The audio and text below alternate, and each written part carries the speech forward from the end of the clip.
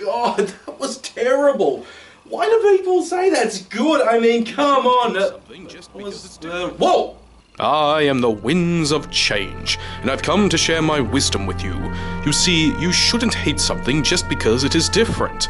You must accept the fact that sometimes something will be different from what you expected, and you're not going to like it for various reasons, even if it is something you treasured when you were younger and has returned.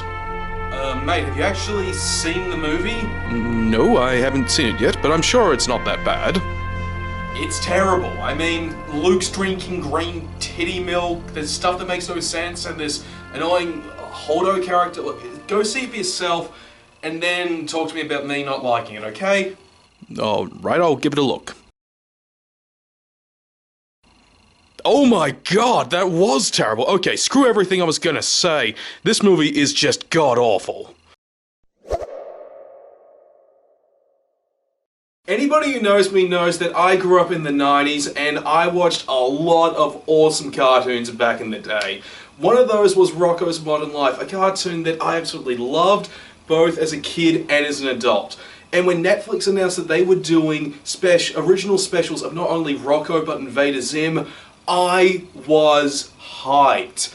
And the first one out of the gate has been Rocko's Modern Life Static Cling, a nice little meta reboot that takes place 20 years after the series finale. How was it? It actually wasn't too bad, but not as great as I hoped it would be. As I said, the story picks up 20 years after the events of the series finale, with Rocko, Heifer, and Filbert falling back into O-Town from space, and Rocko is distraught that his favourite cartoon, the Fatheads, is no longer on the air.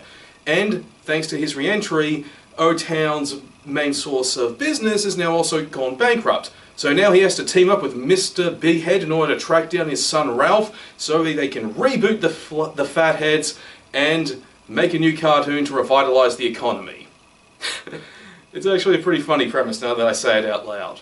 Now, the characters are still just as great as they were in the original series, and thankfully they got the original voice actors back, if not got some really good impersonators. It sounds, feels, and looks just like the original show, but perhaps a little too well. The animation isn't exactly, well, an improvement. It's just like with the original series, so it does feel like an overly long episode of the show. And the humour isn't actually that great. It has its moments, but a lot of the jokes just, well, they don't really live up to the same quality from the original series, and a lot of the jokes that, in fact, if I think about it, the original series, it's famous these days for having all these on-the-nose adult jokes, which Static Cling kinda lacks thinking about it now.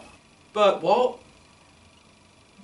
the story lacks in humour, it actually makes up for with brains. It explores the theme of the modern trend of rebooting old properties with a great deal of nuance and intelligence that is actually quite relevant. And it does have a fair bit to say about how fandoms sometimes really should just take what they can get, both the good and the bad, unless it's absolutely god-awful, but that's in just my personal opinion. The only other issue this special has is the inclusion of the theme of transgenderism. I don't get why this was included. I'm assuming maybe it was an attempt to try to emulate the on-the-nose adult humour of the original show, but it really isn't done as well, and the theme is ultimately pointless. In fact, if you actually just took it out of the special, the story wouldn't be affected in any major way. They could have just had this character have a falling out with this other character that was a big aspect of the original series again, but why it's there, I just can't say, and I could actually understand how some parents wouldn't be comfortable showing this special to their kids with this theme included. As far as reboots go, Static Cling is far from the worst. It's not as good as the original show. In fact, I would say it comes off more like a lackluster episode of the original series than something new, bold, and original, but for what it's worth, it's not offensively bad. If you're like me and you grew up watching it, hey, it's worth a look at the very least. And if you want to show your kids what Rocko's Modern Life was like, this special is a great entry point for them before showing them the original series and where all the really good stuff is. Hey, thanks for checking out this review, I really do appreciate it, and if you feel like being a super awesome person, then by all means, please hit the subscribe button. Sorry this took so long, I've just been flooded with all sorts of personal projects, but hey, better late than never. And up next will be a review of Invader Zim Rise of the Florpus and It Chapter 2. And for game reviews, I'm going to be doing a horror showcase, taking a look at some nice little horror games in time for Halloween. I've got all that and more coming up, so like usual, please stick around.